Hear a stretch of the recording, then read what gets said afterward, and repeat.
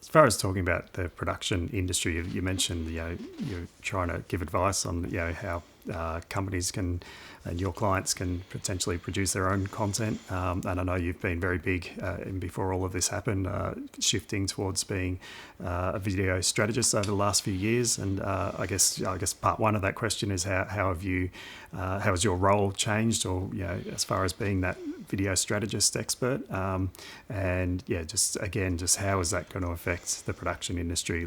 Let's say if we look ahead 6 months or 12 months from now. As a video production company, we can no longer just make a video and hand it over to the client. So I think as video production companies, we need to be much better with helping clients get a return of investment with the video, which generally means we have to have more of understanding what they're trying to achieve with the video and how they're marketing and distribution of the video. See that actually, you can shoot on one of these iPhones or smartphone, and the quality is not too bad. I'll give an example at the moment.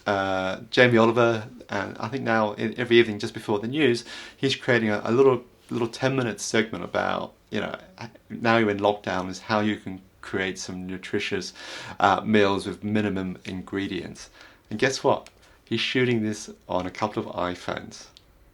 And you and I, or production professionals, will probably look at that and go, yeah, I can tell it's probably an iPhone. But to the general public, a wider audience, I don't think they'll notice. In fact, you know what? It's pretty good. I think the quality is absolutely fine because Jamie's very engaging and the content is good. I think a lot of businesses will be reluctant to spend a lot of money on creating a glossy video at the moment. Clients don't really care whether you're shooting on a Red or an FS7, okay?